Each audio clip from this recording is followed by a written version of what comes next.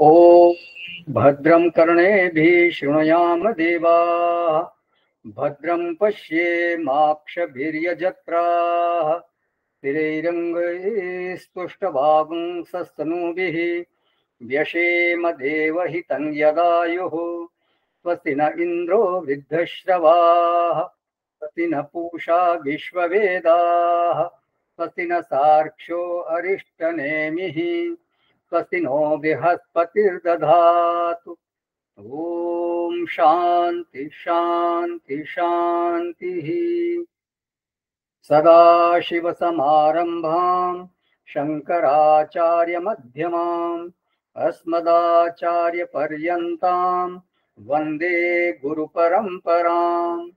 शङ्करं शङ्कराचार्यं केशवं बादरायणं सूत्रभाष्यकृतौ वन्दे भगवन्तो पुनः पुनः भगवन्तो पुनः पुनः।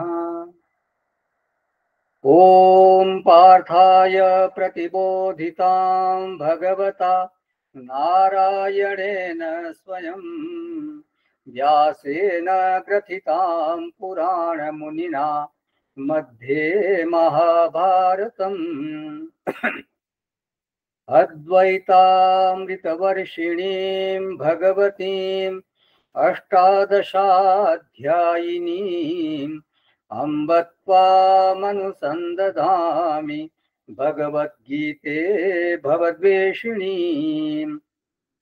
नमोऽस्तु ते व्यासविशालबुद्धे फुल्लारविन्दायतपत्रनेत्र तेन त्वया भारततैलपूर्णः प्रज्वालितो ज्ञानमयप्रदीपः प्रपन्नपारिजाताय स्तोत्रवैत्रैकपाणये ज्ञानमुद्राय कृष्णाय गीतामृतदुहे नमः।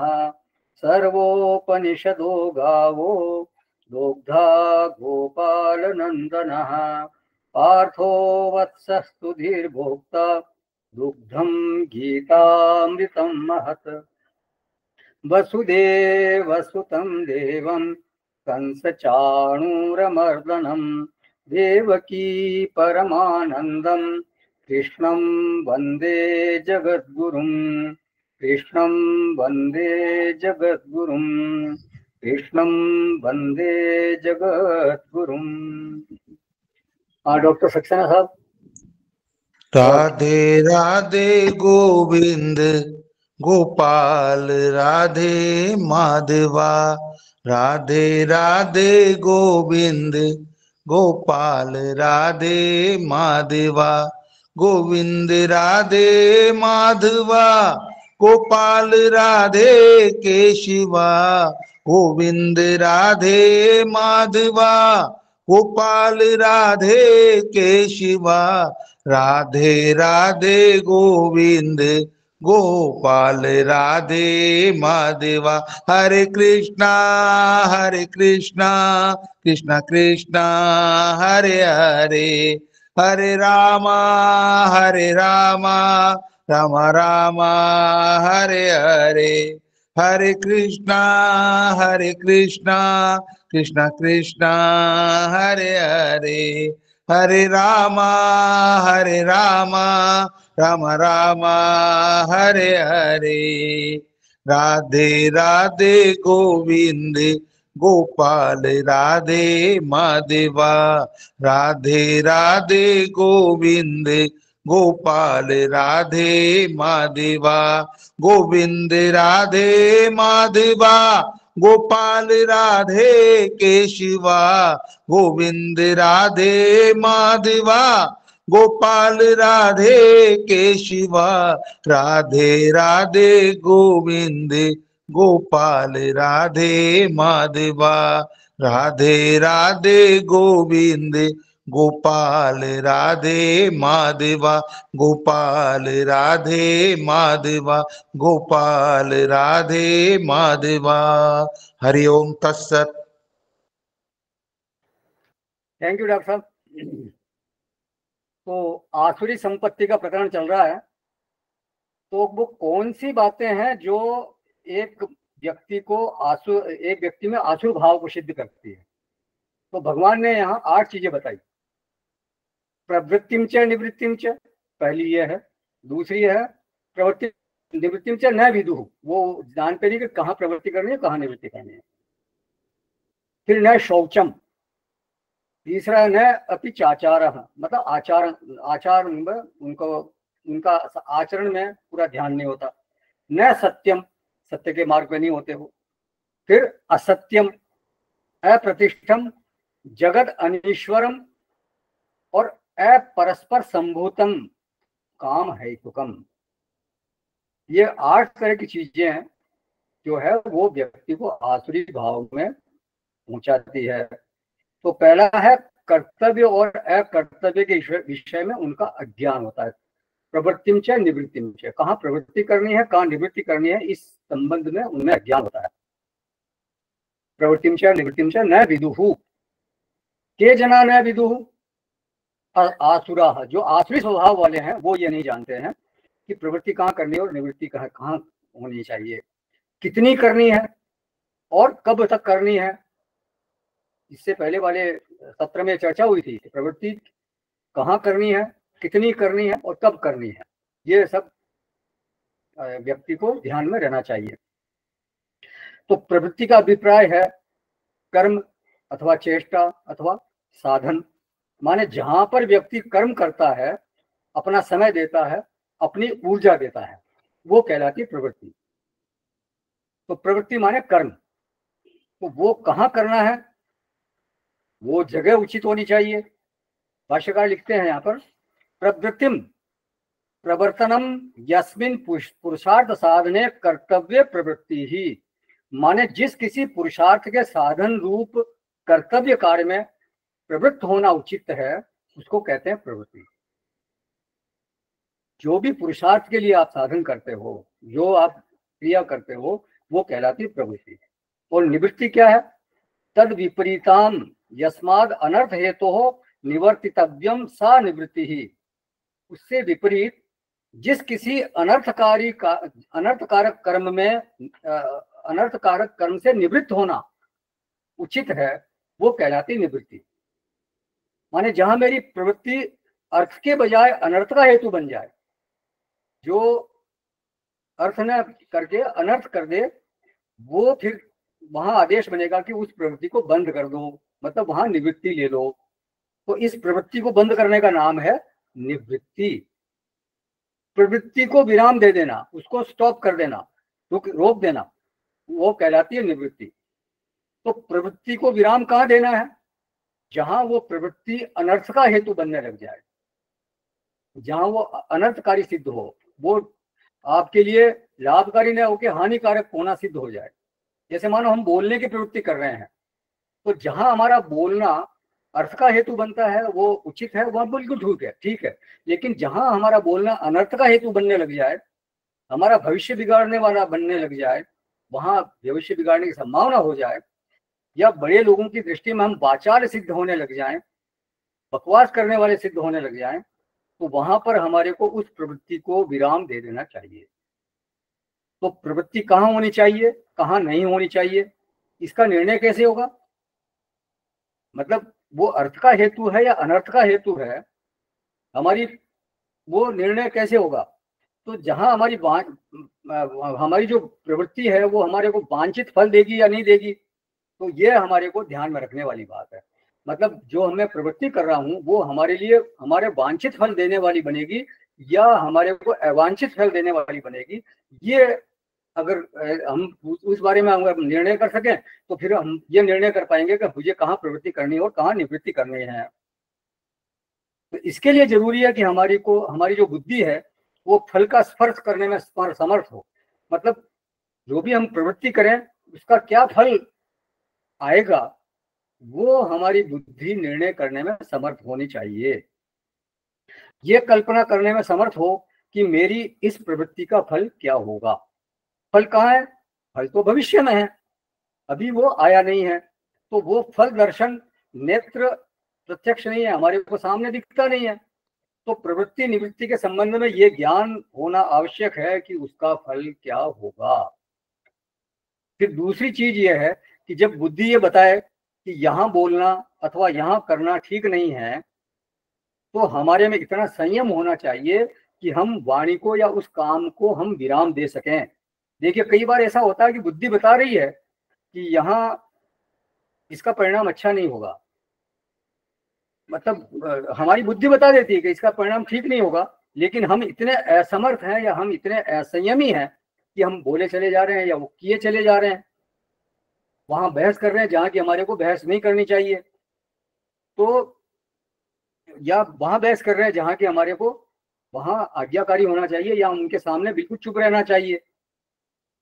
तो जो अर्थ का हेतु है वही प्रवृत्ति है, और अनर्थ का हेतु भी प्रवृत्ति ही है, क्योंकि जो भी कर रहे हैं उससे या तो अर्थ सिद्ध होगा या अनर्थ सिद्ध होगा करने से। तो जहां अनर्थ सिद्ध हो उसको रोक देना है, बस ये मुख्य बात है। तो अभिप्राय ये हुआ कि जहां तक वो अर्थ का हेतु है वो प्रवृत्ति कर्तव्य है, उसको करना चाहिए, और जैसे ही वो अनर्थ का हेतु बनने लगे, वही प्रवृत्ति अनर्थ का हेतु बनने लगे, तो उस प्रवृत्ति को बिना विराम देने की सामर्थ्य हमारे में होनी चाहिए। एक बार किसी हार्ट स्पेशलिस्ट कोई था, उसने कहा था कि 60 65 70 साल की उम्र के बाद हर एक व्यक्ति के हार्ट में कुछ ब्लॉकेज आने शुरू हो जाते हैं, रोगी मतलब हो जाते हैं, लगभग थोड़ा बहुत सही, किसी में कम किसी में ज्यादा वो ब्लॉकेज शुरू हो जाते हैं। तो उसमें घबराने की बात होनी नहीं चाहिए, उसमें सावधानी रखनी चाहिए। क्या सावधानी रखनी है कि जब आपको कभी चलते चलते थकान हो जाए या सांस फूल जाए, तो आप ये न सोचें कि अच्छा ये आगे जो खंबा आ रहा है या आगे जो पेड़ आ रहा है इस तक पहुंच जाता हूं फिर मैं विश्राम करूंगा। बुद्धि को प्राय आदत होती है ये कहने की कि अच्छा उस पेड़ के पास चलते हैं, उस खंबे के पास चलते हैं, फिर विश्राम करते हैं। तो बोले ऐसा नहीं करना, आपको वहीं रुक जाना है, क्योंकि अगर आप वहां तक चले, वो खंबे तक या पेड़ तक गए, इसका मतलब हो सकता है कि आपके लिए वो खतरे की बात हो, डेंजरस हो। तो जिस क्षण आपको थकान लगे वहीं पर आपको तुरंत रुक जाना चाहिए। तो अभिप्राय यह है कि टहलना ठीक है, वो अर्थ का हेतु है, जब तक कि वो अनर्थ का हेतु नहीं बन जाता। जिस समय वो अनर्थ का हेतु बनने लगे उसी समय आपको विराम देना है। नहीं तो अगर आप उसको ज्यादा करेंगे, वहां जैसे मैंने बताया वो वहां पेड़ तक पहुंचेंगे या खंबे तक पहुंचने की कोशिश करेंगे, तो हो सकता है वो आपके लिए अनर्थ का हेतु बन जाए। तो इस दृष्टांत को हर जगह हमारे को लगाना चाहिए। तो यह प्रवृत्ति ही अर्थ हेतु सा कर्तव्य, बस ये ध्यान में रखें, ये नियम है। जब प्रवृत्ति आपका अर्थ का हेतु बन रही है, आपके लिए लाभकारक बन रही है, तब तक वो प्रवृत्ति आपको कर्तव्य, आपको वो करना चाहिए। और जब वो प्रवृत्ति आपके अनर्थ का हेतु बनने लग जाए या वो आपके हानि के लिए या कुछ आपको अनिष्ट की प्राप्ति कराने वाली बनने लग जाए, तो उस प्रवृत्ति को आपको रोक देना चाहिए। तो प्रवृत्ति की उपरामता का नाम ही निवृत्ति है। निवृत्ति नाम की वास्तव में कोई चीज है नहीं, होती प्रवृत्ति ही है। प्रवृत्ति कर रहे हैं तो प्रवृत्ति कहलाती है, प्रवृत्ति को रोक दिया, विराम दे दिया, वो निवृत्ति कहलाती है। तो प्रवृत्ति निवृत्ति के ज्ञान में दो आवश्यकताएं सामने आ गई हमारे। एक तो बुद्धि में फल दर्शन की सामर्थ्य होनी चाहिए कि ये प्रवृत्ति हमारे के लिए फलदायक होगी या हानिकारक होगी, और दूसरा अनर्थकारी कोई प्रवृत्ति है तो उसको रोकने की हमारे में सामर्थ्य होनी चाहिए, उसमें संयम होना चाहिए। जिनकी बुद्धि आज जो प्रवृत्ति हो रही है उससे बहुत आगे के परिणाम के बारे में सही सही आकलन करने में समर्थ हो जाती है, उसकी सामर्थ्य रखती है, आगे के फल सोचने का सामर्थ्य रखती है, उनको कहा जाता है दूरदर्शी, विजनरी पर्सन कहा जाता है उनको। इसीलिए उनको, हमारे वैसे बहुत दूरदृष्टा हुए हैं बहुत से आनंद, हमारे हमारे पूर्व में बहुत से ऐसे हमारे ऋषि हुए हैं जो भविष्य दृष्टा थे। वो अच्छी तरह से सोच सकते थे कि कोई भी प्रवृत्ति का परिणाम क्या होगा, अच्छा होगा या बुरा होगा, वो पहले जानते थे इस बात को। तो यही सही आकलन का आधार है। उसका आधार है आपके जीवन में या औरों के जीवन में भी जो घट चुके अनुभव हैं, उन अनुभवों की व्याप्ति बना लीजिए। आपके जीवन में भी कोई अनुभव घटे होंगे और दूसरों के जीवन में भी आपके जो मित्र लोग हैं, संबंधी हैं, आपके परिचित हैं, उनके जीवन में भी अनुभव घटते हैं, तो उनको भी आप जानते रहते हो, तो उनकी भी व्याप्ति बना लेनी चाहिए, उनको भी आपको ध्यान में रखना चाहिए। फिर उस व्याप्ति से कि इस प्रवृत्ति को करने से मुझे लाभ हुआ था, या इस प्रवृत्ति को नहीं करने से मुझे हानि हुई थी, या इस प्रवृत्ति को करने से मुझे हानि हुई थी, नहीं करने से मुझे लाभ हुआ था। ऐसे आप ये व्याप्ति बना सकते हैं। तो इसमें दक्षता बढ़ती है। आपकी दक्षता तब बढ़ती है जब केवल अपना नहीं बल्कि दूसरों के अनुभव का आधार लेकर भी आप उस बारे में निर्णय लेने में समर्थ होते हैं, व्याप्ति बनाते हैं। देखिए, परानुभव भी बहुत काम की चीज है, दूसरों का अनुभव बहुत काम की चीज है। एक कहावत है कि जो अपने अनुभव से मतलब खुद ठोकर खा के सीखता है वो कहलाता है मध्यम, दूसरे की ठोकर खा के सीखे वो कहलाता है उत्तम, खुद की ठोकर खा के जो सीखे वो है मध्यम, और खुद ठोकर खा के भी नहीं सीखे उसको आप समझ सकते हो क्या कहलाएगा, वो मूर्खाधिराज। तो कई ऐसे लोग होते हैं, कई बार ठोकर खाते हैं फिर भी नहीं सीखते हैं, वो वही बात दोहराते रहते हैं। तो परानुभव से भी सीख लेने वाला जो है वो कहलाता है समझदार। तो दो बात निगमन के रूप में हमारे को ध्यान रखना चाहिए कि बुद्धि हमारी अनुमान कुशल हो। कोई भी प्रवृत्ति का परिणाम हमारे को ध्यान रखना चाहिए कि इस प्रवृत्ति को करने से मेरे को लाभ होगा या हानि होगी, तो ये परिणाम के बारे में वो सोचने में समर्थ हो। और दूसरा, उसमें संयम हो। अगर प्रवृत्ति को रोकना है तो वो रोकने की उसमें सामर्थ्य होनी चाहिए, संयम होना चाहिए। क्योंकि जानने के बाद भी प्रवृत्ति को विराम देना वो कई बार लोग कर नहीं पाते हैं। वो प्रवृत्ति करते रहते हैं, चाहे वासना के वशीभूत होकर करें, चाहे मोह के वशीभूत होकर करें, चाहे आदत के वशीभूत होकर करें, वो करते जरूर हैं, वो करते रहते हैं। तो अनर्थ का हेतु प्रवृत्ति भी आदमी करता है, विवेक में मालूम पड़ने, कोई प्रवृत्ति अनर्थ का हेतु है फिर भी वो व्यक्ति करता है, उसके विवेक में मालूम पड़ने के बावजूद भी वो जानता है कि इससे मेरे को नुकसान होगा, वो जानता है कि अनर्थ का हेतु बनेगी, फिर भी वो करता है। अर्जुन ने यही तो पूछा था, अथ केन प्रयुक्तो यम पापम चरति पुरुषः अनिच्छन्न भी वार्ष्णेय बलादिव नियोजिता। मनुष्य न चाहते हुए भी बलात् लगाए हुए की भांति किससे प्रेरित होकर के पाप का आचरण कर बैठता है। तो भगवान कहते हैं, काम एष क्रोध एष रजोगुण समुद्भवः। रजोगुण से उत्पन्न जो काम और क्रोध है वो ही इसके कारण है। दुर्योधन ने कहा, जानामि धर्मम न च में प्रवृत्ति ही, जानामि अधर्मम न च में निवृत्ति। मैं धर्म को जानता हूं फिर भी उसमें मैं प्रवृत्त नहीं हो पाता, मैं अधर्म को भी जानता हूं लेकिन उससे निवृत्त नहीं हो पाता। तो ऐसे बहुत से लोग हैं, वो जानते हुए भी उस अनर्थकारक प्रवृत्ति में लगे रहते हैं, उसमें प्रवृत्त होते रहते हैं। क्यों? तो इनमें संयम नहीं है। ज्ञान है लेकिन संयम नहीं है। वो जानते हैं कि यह अनर्थ का हेतु बनेगी लेकिन संयम नहीं है।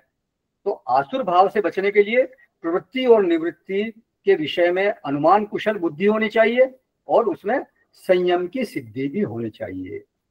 तो आसुरा जना न विदुहु, सबसे मूल में भगवान ने यह कहा, सीधे एक तरह से नब्ज पे ही हाथ रख दिया उन्होंने कि इनको प्रवृत्ति और निवृत्ति के विषय में पूरा ज्ञान होता नहीं है और संयम भी होता नहीं है।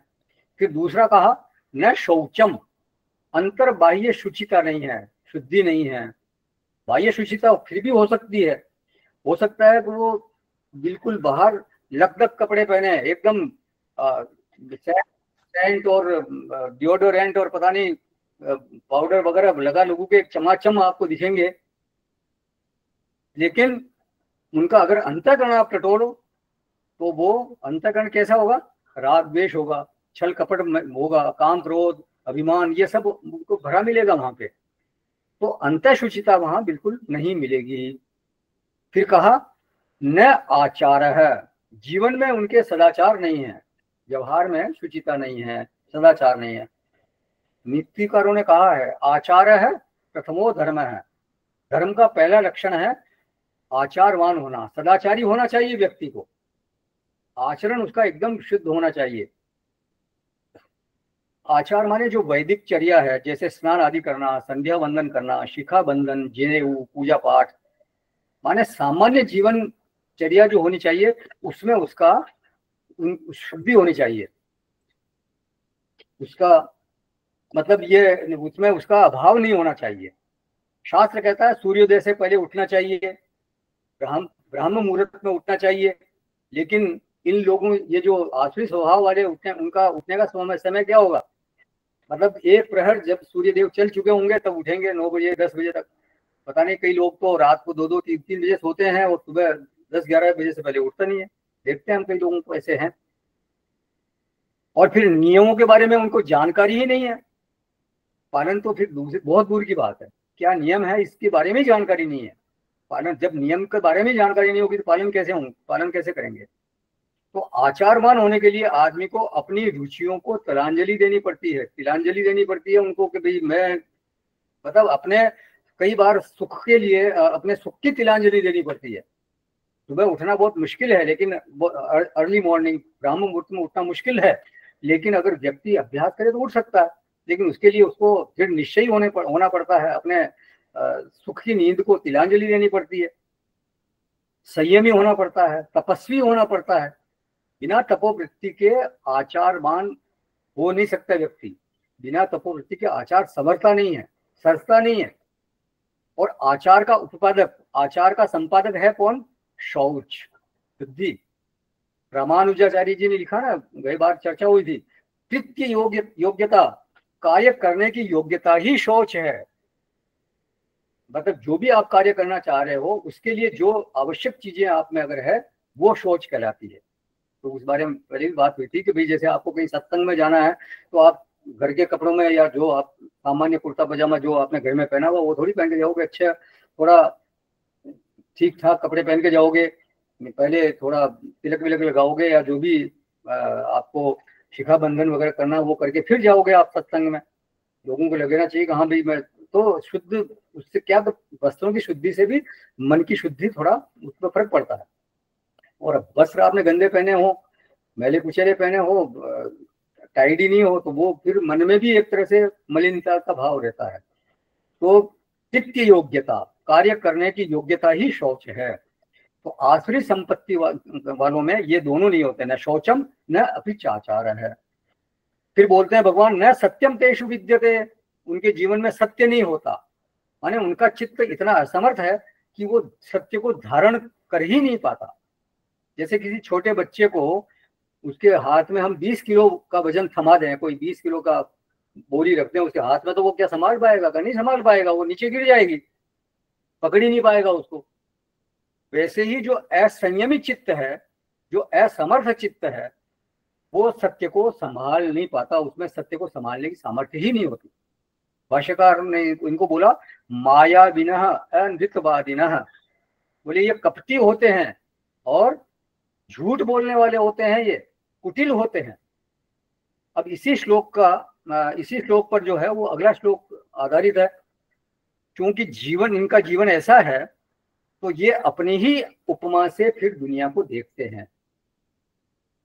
असत्यम प्रतिष्ठम थे जगदाहुरणीश्वरम अपरस्पर सम्भूतम किमन्यत् काम हेतुम। इस श्लोक की चर्चा यहाँ पर है। तो इसमें इस पहले वाले श्लोक में आया ना, सत्यम तेषु विद्यते, तो फिर आदमी अपने जैसे ही, जो जैसा वो व्यक्ति होता है वैसा ही वो जगत को समझता है। यथा दृष्टि तथा सृष्टि। भाष्यकार ने लिखा असत्यम यथा वयम अनिप्रायः तथा इदम जगत सर्वम असत्यम। बोले वे आसुर स्वभाव वाले लोग क्या कहते हैं कि जैसे हम झूठ से भरे हुए हैं, जैसे हम असत्य से भरे हुए हैं, वैसे ही ये सारा जगत जो है वो संसार झूठ से भरा हुआ है, असत्य से भरा हुआ है। यहाँ सब कुछ झूठ का ही चलन है, व्यवहार सब कुछ झूठ पे ही आधारित है, ऐसा वो मानते हैं। अच्छा, जगत की कोई प्रतिष्ठा या कोई आधार है क्या? बोले कर्म का कोई सिद्धांत है क्या? बोले नहीं, अप्रतिष्ठम ते आहु। वो आसुर जो लोग हैं वो क्या बोलते हैं कि जगत के बारे में क्या बोलते हैं लोग कि ये जगत जो है वो असत्यम, जगत अप्रतिष्ठम, जगत अनीश्वरम। उनकी धारणा क्या है कि मतलब इसमें कोई सत्य नहीं है और ये इसकी कोई प्रतिष्ठा नहीं है और ये ईश्वर रहित है, यहाँ ईश्वर का कोई काम नहीं है जगत में। भाष्यकार ने उन्हीं के लिए लिखा न अस्य धर्मो प्रतिष्ठा अतः अप्रतिष्ठम चैति। माने धर्म अधर्म आदि इसका कोई आधार नहीं है। धर्म अधर्म क्या होता? कुछ नहीं। जो हम कर रहे हैं वो सब धर्म अधर्म सब वही है। तो धर्म का कोई आधार नहीं है, कर्म सिद्धांत आदि का कोई आधार नहीं है, इसलिए निराधार है, अप्रतिष्ठम।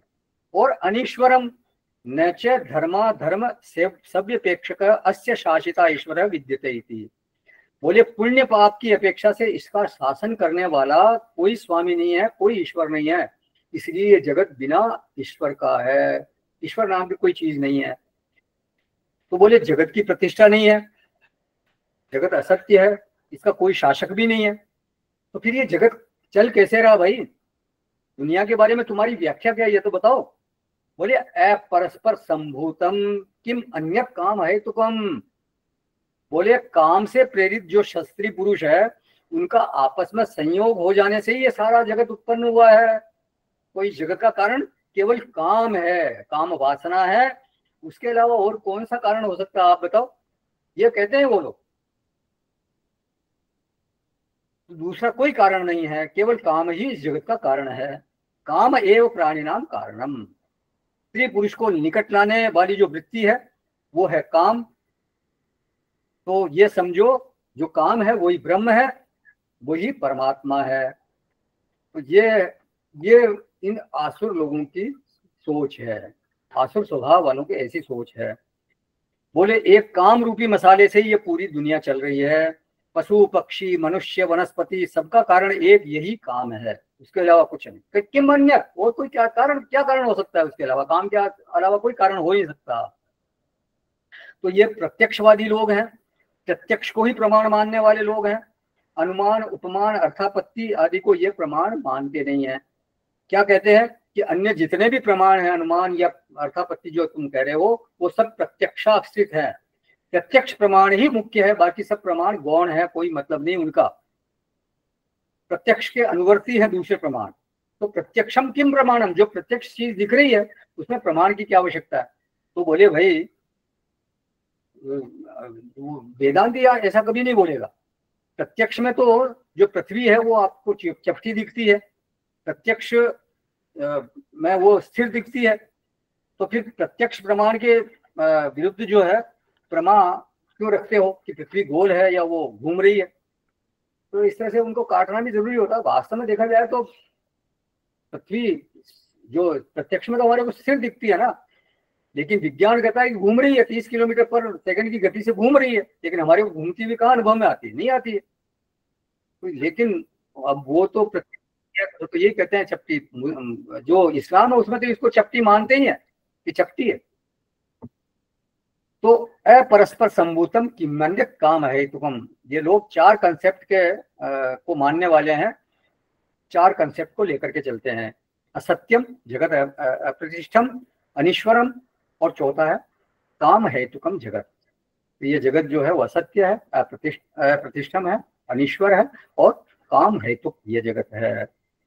अब 9वां श्लोक है आगे, इसी से संबंधित आगे।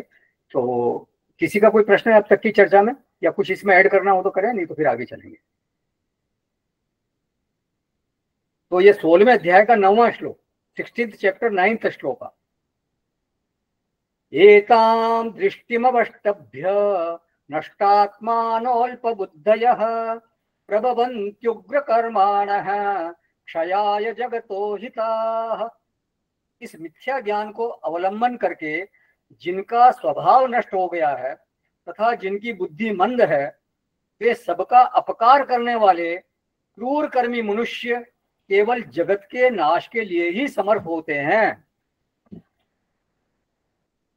एताम दृष्टिम अवष्टभ्य, दृष्टिम माने ज्ञानम, दृष्टिम माने प्रमा, दृष्टिम माने मान्यता, दृष्टिम माने कंसेप्ट। तो बोलते हैं भगवान कि वे लोग इसी दर्शन का आधार लेकर के, इसी दृष्टि का आधार लेकर के जीवन बिताते हैं, अपना जीवन चलाते हैं। जीवन का जो ताना बाना बुनते हैं वो इसी दृष्टि के आधार पर बुनते हैं। उपलक्षणा से देखें, मतलब इसी को आधार बनाकर देखें, तो सभी लोग जाने अनजाने में जैसा भी अपना जीवन बुनते हैं वो किसी न किसी दृष्टि पर आधारित होता है, किसी न किसी दृष्टि पर अवलंबित होता है। सभी के पास कोई न कोई दृष्टि तो होती है, हर एक के जीवन की अपनी एक मान्यता है, एक उसकी अपनी दृष्टि है। सब अपनी अपनी दृष्टि के अनुसार, अपनी अपनी मान्यता के अनुसार अपना जीवन चलाते हैं, अपना जीवन बुनते हैं। हमने कौन सी दृष्टि का अवलंबन करके अपने जीवन को, जीवन की बुनावट की है, अपने जीवन को ताना बाना बुना है, उसको हमें जांचना चाहिए, परखना चाहिए। आप देखिए ज्यादातर जो है वो मिश्रित दृष्टि ही मिलेगी, मिक्सचर। माने ये कहना काफी कठिन हो जाता है किसी के लिए कि मेरी दृष्टि हमेशा देव दृष्टि रहती है। तो मिश्रण तो होता रहता है, उसी में देव दृष्टि की प्रधानता से या सज्जनता की प्रधानता से व्यक्ति चलता है तो उसको देव वृत्ति वाला कह देते हैं। लेकिन उसके साथ में उसमें असुर दृष्टि की मात्रा भी कुछ न कुछ तो रहती ही है, मिश्रण रहता है उसका। गोस्वामी जी ने लिखा ना, सुमति कुमति सबके उर रही, मतलब सबके चित्त में सुमति भी रहती है और कुमति भी रहती है। तो अपने आप को, एक साधक होने के नाते तो अपने आप को जांचते रहना ही चाहिए, अपना आत्मनिरीक्षण करते ही रहना चाहिए। हम ईश्वरवादी हैं, लेकिन किसी परिस्थिति विशेष में हम अनीश्वरवादी भी हो सकते हैं। गुरुदेव ने लिखा एक जगह, गुरुदेव चिन्मयानंद जी ने, कि मैंने जब अपने गुरुदेव तपोवन जी, उनके गुरुदेव थे तपोवन जी महाराज उत्तरकाशी में, जहां उन्होंने अध्ययन किया था, तो अध्ययन करने के बाद उन्होंने तपोवन जी महाराज से आज्ञा, अनुमति लेने का प्रयत्न किया कि मैं इस जो आपने ज्ञान दिया है, जो मैंने अध्ययन किया है, उसको मैं समाज में फैलाना चाहता हूँ। तो उन्होंने, तपोवन जी महाराज ने कहा कि ठीक है, तुम अगर इस विद्या को फैलाना चाहते हो कोई बात नहीं, लेकिन इसके लिए तुम्हारे को एक काम करना चाहिए कि उन्होंने ये आज्ञा दी कि तुम उत्तरकाशी से और अपने घर, मतलब उनका घर था केरल में, वहां तक पैदल यात्रा करो और जहां तक हो सके कहीं भी भिक्षा मांगना मत। कोई अपनी स्वेच्छा से अपनी तरफ से तुम्हारे को दे दे तो मना नहीं करना, वो ले लेना, लेकिन अपनी तरफ से नहीं मांगना। तो उन्होंने ये आज्ञा शिरोधार्य की और चले वहां से। तो वो लिखते हैं कि मैं 2 दिन तक चलता रहा, लेकिन मतलब मेरे को कहीं कोई भिक्षा मिली नहीं।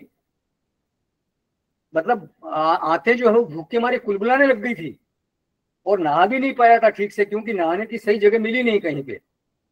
तो ये लगने लगा कि सब ये किताबी बातें हैं कि ईश्वर है, ईश्वर है, ये कुछ मेरे को लगता नहीं कि ईश्वर जैसी कोई चीज है। मुझे लगने लगा there is no God. I was almost नास्तिक, मैं बिल्कुल नास्तिक हो गया उस समय। I thought I was misled by sadhu. मेरे को साधुओं ने मेरे को दिग्भ्रमित कर दिया, इन्होंने मेरे को ऐसे मतलब बहला दिया ऐसे ही। और मैं बिल्कुल एक तरह से निढाल हो गया था। लेकिन फिर दोपहर में ही किसी माता ने पीछे से आवाज दी मेरे को कि साधु बाबा सुनो। उनका व्रत था, आज के दिन उनका व्रत था कोई। तो उनका व्रत ये था, उन्होंने ये संकल्प लिया था कि किसी संत को खिलाकर ही मैं खाऊंगी। तो मतलब 2 दिन होने के बाद फिर तीसरे दिन, वो भी दोपहर में, मेरे को भोजन मिला और भोजन भी बहुत ही स्वादिष्ट पकवान बने हुए थे, क्योंकि व्रत था तो स्वादिष्ट पकवान बनाते हैं। कोई मिठाई भी रही होगी, कोई अच्छा खीर पूरी वगैरह जैसा कुछ बनाया होगा, जो भी था। तो कहना यह है कि जब परिस्थिति बदलती है, कुछ हार्ड परिस्थिति आती है, कठिन परिस्थिति आती है, कठोर परिस्थिति आती है, तो व्यक्ति नास्तिकता की तरफ भी चलता है। उसकी दृष्टि में बदलाव भी हो सकता है। वो हमेशा एक सी नहीं रह पाती दृष्टि, वो मिश्रित होती रहती है। और इसलिए हमारा जीवन मिश्रित जीवन है, क्योंकि दृष्टि में मिश्रण होने से भावना में भी मिश्रण हो जाता है और आचरण में भी फिर मिश्रण होता है, सोच में भी मिश्रण होता है। तो एताम दृष्टिम अवष्टभ्य, इस दृष्टि का आश्रय लेकर के, मानो भगवान से किसी ने पूछा कि इस दृष्टि के आश्रय में दोष क्या है। आसुरी दृष्टि का आश्रय कोई लेता है तो इनसे दोष क्या है? बोले इसमें तो दोष ही दोष है। इस दृष्टि का अगर कोई आश्रय लेता है तो समझो कि वो तो नष्ट ही हो गया, और कोई उसको नुकसान नहीं पहुंचा रहा है, उसकी दृष्टि ही उसको नुकसान पहुंचा रही है। नष्टात्मानो अल्पबुद्धयः, नष्टात्माना है। जगत में झूठ का ही बोलबाला है, जगत में चारों तरफ झूठ का बोलबाला है। अगर ऐसी किसी की दृष्टि है तो फिर निश्चित रूप से क्या होगा, वो झूठ के रास्ते भी चलेगा, वो सत्य के रास्ते पे चल नहीं सकता। क्योंकि उसने अर्थ का हेतु क्या मान लिया है? झूठ को। ये दृष्टि उसको मायावी बनाएगी, ये दृष्टि उसको कुटिल बनाएगी। और इस दृष्टि को बनने में हेतु क्या है? मतलब झूठ। भाई झूठ की तरफ, झूठ का ही बोल बना है पूरे पूरे जगत में। अगर वो कर्म सिद्धांत को नहीं मानता तो फिर वो प्रत्यक्षवाद के अनुसार ही जो उसको ठीक लगेगा वो करेगा। ऐसे लोगों की फिर मान्यता क्या बनेगी कि भाई हुक और क्रुक जैसे भी हो, चाहे अनैतिक आचरण करना पड़े, चाहे किसी को कष्ट देना पड़े, चाहे किसी को मारना तक पड़े, हमारा काम बनना चाहिए। आप देखते हैं आए दिन समाचारों में पढ़ते भी हैं कि कैसे भी किसी भी तरह से अनैतिक आचरण करके भी लोग अपना काम निकालना चाहते हैं, अविहित तरीके से वो काम अपना करते हैं। वो इस बात में तो विश्वास करते ही नहीं कि कोई फैसला करने वाली कोई शक्ति है, कोई शासन करने वाली शक्ति है, कोई ईश्वर नाम की चीज है, मैं उसकी नजर में हूं, मैं उससे कोई बात छिपा नहीं सकता। ये तो वो मानते ही नहीं है ना। ईश्वर क्या होता है? कुछ नहीं। तो किसी शासनकर्ता का भय उनको है नहीं। माने उनकी तो एक ही दृष्टि रहती है, यदि मैं पकड़ा गया तो फिर मैं अपराधी हूं, नहीं तो फिर मैं तो बिल्कुल एकदम ईमानदार हूं, साहूकार हूं। अगर पकड़े नहीं गए तो फिर तो चाहे कुछ भी, कोई भी तस्करी करे, ड्रग्स का धंधा करे, किडनी का व्यापार करे, टैक्स चोरी करे, कुछ भी करे, अनैतिक कुछ भी आचरण करे, जब तक पकड़े नहीं गए तब वो सम्मान पूर्वक जी रहे हैं। समाज में ऐसे बहुत से लोग हैं, लोग जानते हैं समाज में कि ये अनैतिक आचरण करने वाला है, जानते हैं लोग कि ये अविहित आचरण करने वाला है, लेकिन उसकी पहुंच इतनी ऊंची है कि वो जानते हुए भी वो उसका कुछ बिगड़ता नहीं है। ऐसा है, बहुत से लोग समाज में रहते हैं।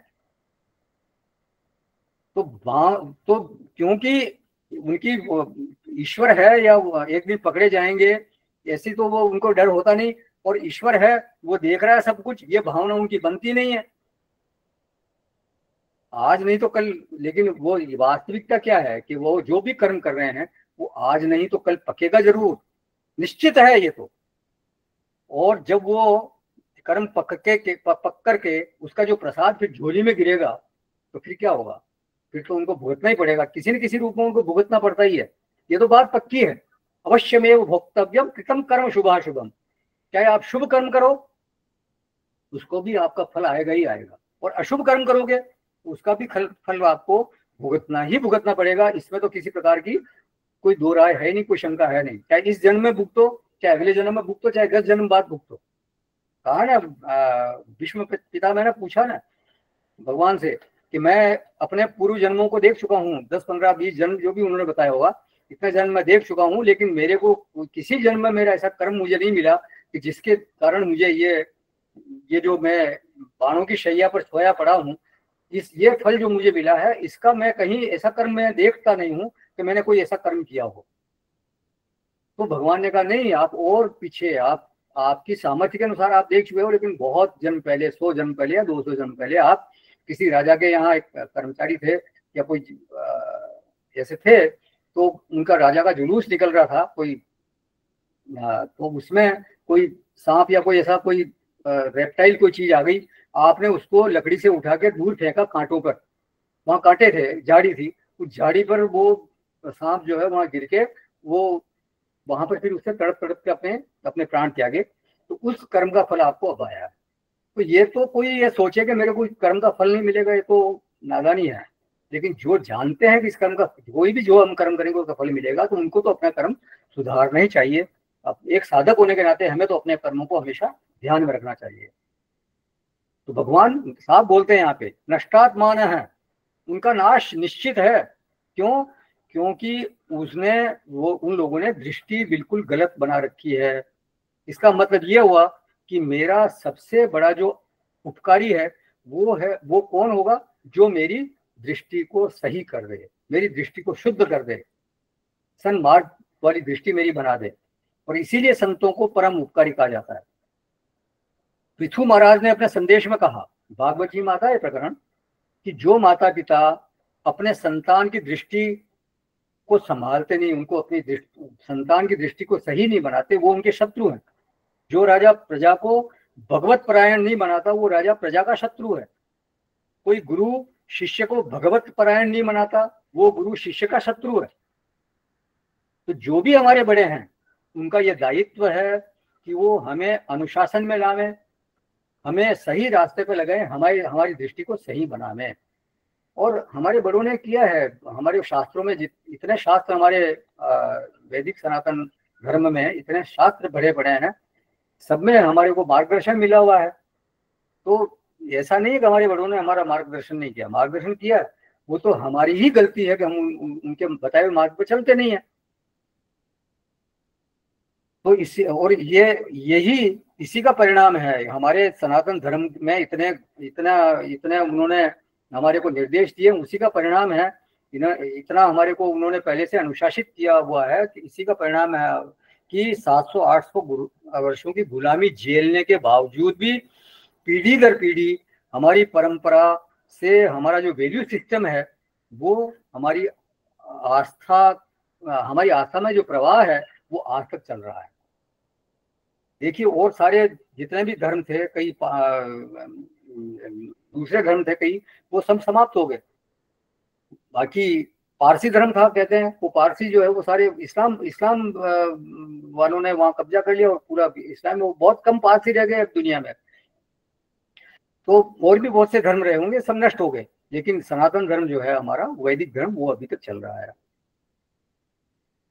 आज भी गांव में जो हलवा है वो हल को अगर जोतने के लिए ले जाता है, सबसे पहले जब बरसात का मौसम शुरू होता है सबसे पहले हल को प्रणाम करता है, फिर वो हल उठाता है। या आपने देखा होगा जो ड्राइवर लोग हैं, ट्रकों के ड्राइवर भी होंगे, चाहे वो पीने वाला होगा, लेकिन वो भी उस पर स्टीयरिंग से बैठते ही उस स्टीयरिंग को प्रणाम करता है और फिर माला वाला चढ़ाता है। जो भी उसने मूर्ति उसमें लगा रखी है, वहाँ देवी की मूर्ति होगी या हनुमान जी की मूर्ति होगी, गणेश जी की मूर्ति होगी, माला चढ़ाएगा, उनसे प्रणाम करेगा, कानों पे हाथ लगाएगा कि मेरी रक्षा करना। ये सब चीजें होती है। तो ये जो हमारी फिलोसॉफी, हमारा जो दर्शन है, it has percolated to the bottom, मतलब हमारी जड़ों की गहराइयों में गया हुआ है, हमारे समाज में गहराई तक ये चीजें बैठी हुई है। तो दृष्टि में सुधार होना चाहिए। मुख्य बात यह है कि दृष्टि में सुधार होना चाहिए। मूल में अगर दृष्टि में सुधार हो गया तो फिर किसी प्रकार की कोई चिंता की बात ही नहीं है। अगर मूल में ही गलती है तो फिर नष्टात्मान है, फिर तो नाश निश्चित है। कोई कौन है ये लोग? तो भगवान बोलते हैं अल्प बुद्धयः, मतलब ये अल्प बुद्धि वाले हैं, निम्न बुद्धि वाले हैं। किसी ने पूछा मानो भगवान से कि ये जो बड़ी बड़ी डिग्री धारक हैं, इन्होंने MA किया हुआ है, PhD की हुई है, MPhil किया हुआ है, DLit किया हुआ है, बहुत बड़ी बड़ी डिग्रियां ले रखी है, और आप उनको कह रहे हो अल्प बुद्धि है? क्योंकि ऐसी बड़ी बड़ी डिग्रियों वाले भी ऐसे इस तरह की मानसिकता वाले देखे जा सकते हैं, आसुरी वृत्ति वाले देखे जा सकते हैं। और कई आतंकवादी हुए हैं जो इंजीनियर था, आपने सुना होगा वो बुरहान वानी, वो इंजीनियर था, तो ऐसी डिग्री लेके भी वो आतंकवादी बन गया। तो भगवान को पूछा किसी ने, मानो को आप ऐसी बड़ी बड़ी डिग्रियों वालों को भी आप अल्पबुद्धि कैसे बोल रहे हो? तो इसका उत्तर भाष्यकार ने दिया है, विषय विषया अल्पा एव बुद्धि येषाम, बोले जिनकी बुद्धि केवल भोगों को ही विषय करने वाली है, केवल भोगों के बारे में सोचती है, उनकी बुद्धि भगवत विषया नहीं है।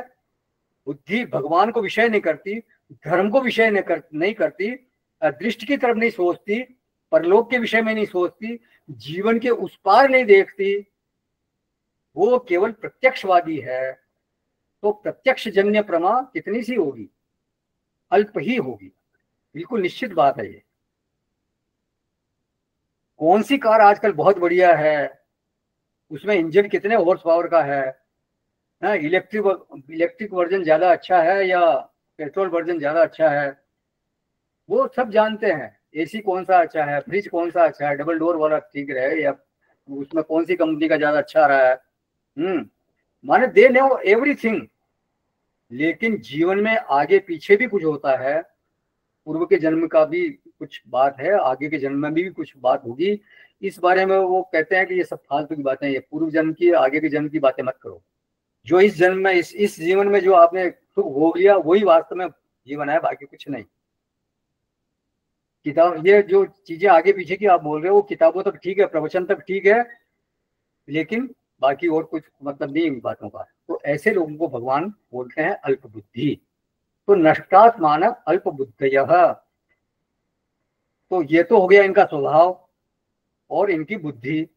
अल्प बुद्धि का भगवान ने, अब देखिए कोई सुसंस्कृत व्यक्ति अगर किसी को गाली भी देता है तो वो गाली भी सुसंस्कृत ही होगी, वो उसमें गाली में कोई अपशब्द नहीं होंगे। अल्प बुद्धि कह दिया ना। जैसे भागवत जी में आता है, वो कुत्ते को बोलते हैं ग्राम सिंह वो उसके लिए भी बोला ग्राम सिंह। तो ऐसे संस्कृत में भी अच्छी अच्छी गालियां हैं, लेकिन वो एक बहुत बहुत ही नफासत वाली गालियां हैं। किसी को कहा लेकिन उसको बुरा भी ना लगे, तो अल्प बुद्धि बोला भगवान ने, निर्बुद्धि एक तरह से कह दिया। भाष्यकार ने नष्टात्माने के लिए लिखा कि भ्रष्ट परलोक साधना, जिनका परलोक का साधन नष्ट हो गया, बिल्कुल नष्ट भ्रष्ट हो गया, ऐसा छूट गया वो, मतलब एक तरह से उन्होंने अपना परलोक ही बिगाड़ लिया। तो बोले ऐसी दृष्टि लेके ये अपना जीवन बनाते हैं, अपना जीवन चलाते हैं। और क्या करते हैं, बोले पहली बात तो ये है कि ये उग्र कर्मा है, उग्र कर्मा होते हैं। उग्र कर्मा मतलब बहुत ही ऐसे कर्म करने वाले होते हैं जो कि नहीं करना चाहिए।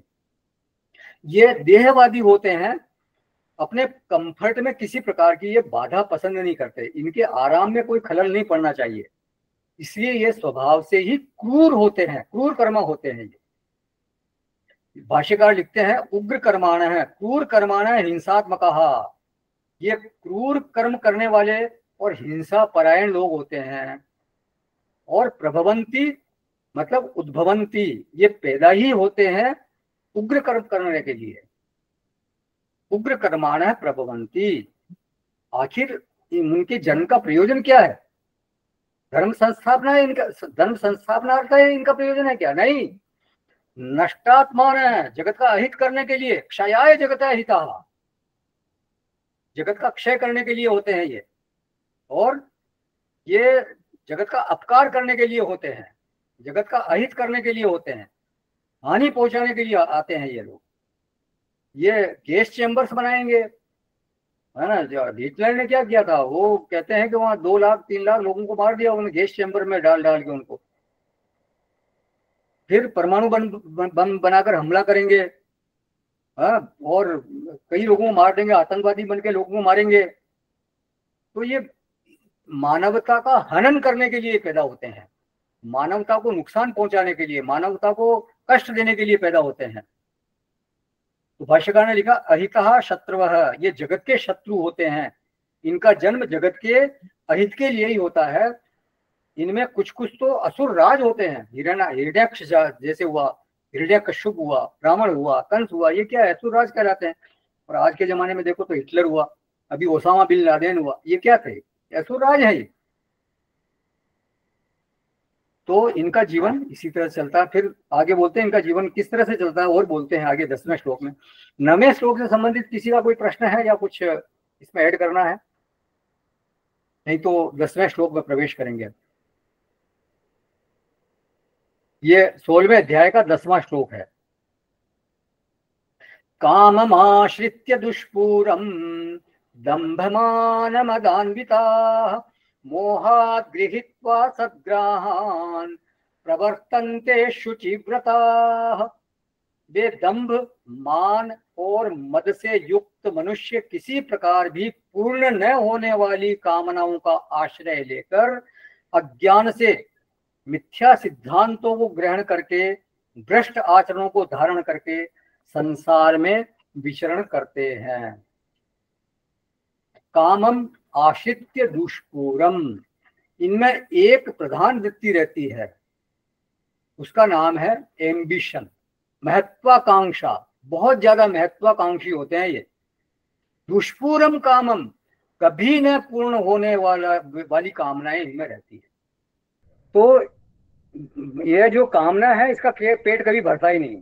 शास्त्रों में आया है न जातु काम है कामानाम उपभोगे न शाम्यति, उपभोग करने से कामना कभी शांत नहीं होती, जितना उसको उपभोग करेंगे वो बढ़ती जाती है। जैसे अग्नि में घी डालो तो वो और बढ़ती है, वो बुझती नहीं है। तो दुष्पूरम कामम आश्रित्य, ये इनका आश्रय है। ये काम काम जो है वो इनका आश्रय है, इन जीवन की इनकी आधार वृत्ति है। और दंभम मानम अन्विता, ये दंभ मान मद अन्विता, ये दंभ मान और मद से अन्वित रहते हैं, माने इनसे युक्त रहते हैं, ये पाखंड से युक्त रहते हैं।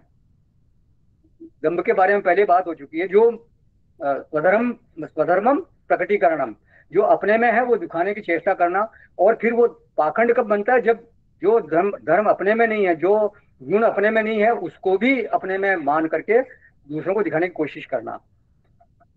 तो ये दंभ से अन्वित होते हैं। फिर मान माने अभिमानी होते हैं, बहुत घमंडी होते हैं ये। और मद, मद माने नशा, इनको हर प्रकार का एक मद होता है। जैसे धन का नशा होता है किसी को बल का मद होता है, किसी को पद का मद होता है, मैं इतना बड़ा आदमी हूं। तो ये सब इनमें होते हैं। माने ये लोग दूसरों को अपने सामने बिल्कुल तुच्छ समझते हैं, कुछ समझते ही नहीं है। और इनकी कुछ बड़ी गहरी मान्यताएं हैं, बड़े गहरे आग्रह हैं। वो कैसे आग्रह हैं?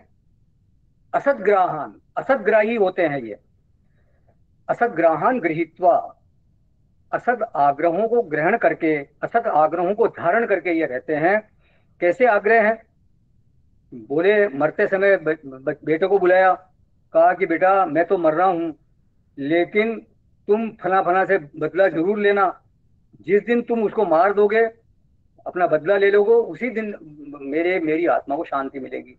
अब इस तरह के आग्रह है, प्राण निकलने को है, लेकिन वो आग्रह जीवन भर अपने हृदय में पाला हुआ है, वो आग्रह सुरक्षित है।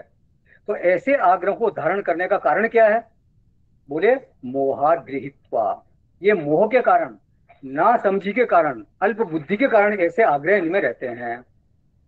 असद आग्रहों को ये धारण करते हैं। और ऐसे असद आग्रहों को या गलत आग्रहों को धारण करने करके करते क्या है? बोले प्रवर्तन्ते, उनका आचरण करते हैं, वर्तन करते हैं। और ये अशुचि व्रता, भाष्यकार लिखते हैं इसके लिए, अशुचीनि व्रतानि एशाम ते, ये अपवित्र संकल्पों को, अशुभ सिद्धांतों को स्वीकार करके संसार में वर्तते हैं, मतलब व्यवहार करते हैं। ये लोग दृढ़ निश्चयी है, व्रत पूर्वक काम करते हैं। ऐसा नहीं है जब कोई काम करने का अगर इन संकल्प ले लिया तो वो पूरा करते जरूर हैं, लेकिन वो अशुचि, मतलब वो अ, अमंगल कार्य ही होगा। मतलब वो ऐसा ऐसा होगा, मतलब किसी ये अशुचि व्रत, अपवित्र कार्य करेंगे, निषिद्ध कार्य करेंगे, शास्त्र विरुद्ध कार्य करेंगे। ऐसे कार्य का ये व्रत लेंगे और उसको फिर पूरा करेंगे। अशुचि व्रता प्रवर्तन्ते। और फिर क्या इनकी चिंताएं कैसी है?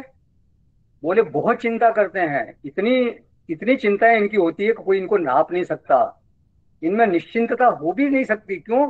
क्योंकि या तो किसी का इन्होंने अमंगल किया है, किसी को कष्ट पहुंचाया है, किसी की चोरी की है, किसी को मारा है। तो ऐसे लोग जो है हमेशा इनको भय लगा ही रहता है कि मेरा कोई नुकसान न कर दे, मेरे को कोई कष्ट न पहुंचा दे, हाँ, मेरे को कोई उसका बदला न ले ले। तो ये व्यक्ति हमेशा चिंता में ही रहते हैं, निश्चिंत हो नहीं सकते। तो इसलिए इसी के लिए आगे वाला श्लोक बोलते हैं, 11वें श्लोक में बोलते हैं भगवान, चिंता में परिमेयां च प्रलयांतामुपाश्रिता, कामोपभोग परमा एतावदिति निश्चिता। वे मृत्यु पर्यंत रहने वाली असंख्य चिंताओं का आश्रय लेने वाले, विषय भोगों के भोगने में तत्पर रहने वाले, और इतना ही सुख है, इस प्रकार मानने वाले होते हैं।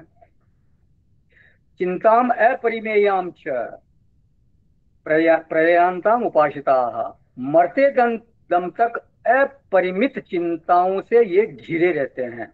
इनके जीवन की सबसे बड़ी निशानी यही है, ये चिंता में, इनका चित्त हमेशा चिंताग्रस्त रहता है। चित्त में ओर से लेकर छोर तक बिल्कुल चिंताएं व्याप्त रहती है। और वो उस चिंता की मात्रा कितनी है? अपरिमेयाम, उसकी कोई था नहीं है, कोई माप नहीं सकता उनको। बोले कितने समय तक चिंताएं रहती है? 40-50 साल की उम्र तक रहती है क्या? बोले नहीं, प्रलयांताम, मरणांतर, मरणांताम बोलते हैं, भाष्यकार ने लिखा मरणांताम, मरण मरण पर्यंत उनको चिंताएं घेरे रहती है। जब तक श्वास न निकल जाए तब तक वो चिंताओं से घिरे रहते हैं। मर रहे हैं लेकिन चिंता है। चिंता क्या है? बोले 3 लड़के उनकी पलंग के पास खड़े हुए हैं, दम निकलने वाला है, मरने वाले हैं। 3 लड़के हैं उनके, 3 लड़के खड़े हैं। बोले रमेश, बोले हाँ हाँ पिताजी मैं यही हूँ। बोले सुरेश, हाँ पिताजी मैं भी यही हूँ। बोले दिनेश, हाँ पिताजी मैं भी यही हूँ। अरे नालायक हो तुम, जब तीनों तुम यही हो तो दुकान पर कौन है? मैंने इतने सालों में मेहनत करके दुकान जमाई और तुम तीनों यहाँ खड़े हो, कितना नुकसान हो गया। दम निकलने को मरने को है लेकिन चिंता लगी हुई है दुकान की। तो चिंताम अपरिमेयाम च प्रलयांताम उपासिता। बोले भगवत परायण लोग हैं क्या ये, या धर्म परायण लोग हैं? बोले नहीं, कामोपभोग परमाः, ये विषयों के भोग में ही तत्पर रहने वाले हैं। ये काम के उपभोग में परायण लोग हैं। किसी ने पूछा इनके आगे भी कुछ सोचते हैं क्या? इससे मतलब काम के आगे भी कोई विषय से आगे कुछ सोचते हैं क्या? बोले एतावदिति निश्चिता, बस इससे ज्यादा कुछ नहीं है। विषयों का भोग करना बस, और कुछ नहीं। यही इनका परम पुरुषार्थ है, यही इनकी लाइफ है, यही इनका जीवन है। ईट ड्रिंक एंड बी मेरी, ये कहावत है ना इंग्लिश में। खाओ पियो और मौज करो बस, इससे ज्यादा कुछ नहीं। और बाकी क्या रखा है जीवन में? खाओ पियो मौज करो, ऐश करो बस। तो ये प्रज्ञा बिल्कुल निश्चित है इनकी, ये ऐसी प्रज्ञा रखते हैं ये लोग, ये दृढ़ प्रज्ञा इनकी बनी हुई है। और इस निश्चय से वो बिल्कुल जरा भी तस्य मस्त नहीं होते, हमेशा इसी निश्चय के साथ जीते हैं। चिंताम अपरिमेयाम च प्रलयांताम उपासिता, कामोपभोग परमा एतावदिति निश्चिता। तो इससे संबंधित किसी का कोई और प्रश्न है अभी तक की चर्चा में, और कुछ कोई किसी को ऐड करना है तो करें, नहीं तो फिर समापन करेंगे। कहीं जाइएगा नहीं साहब। ओम पूर्णमद पूर्णमिदं पूर्णमिदं पूर्णात् पूर्णमुदच्यते पूर्णस्य पूर्णमादाय पूर्णमेवावशिष्यते। शान्ति शान्ति शान्तिः। हरि ओम श्री गुरुभ्यो नमः। हरि ओम।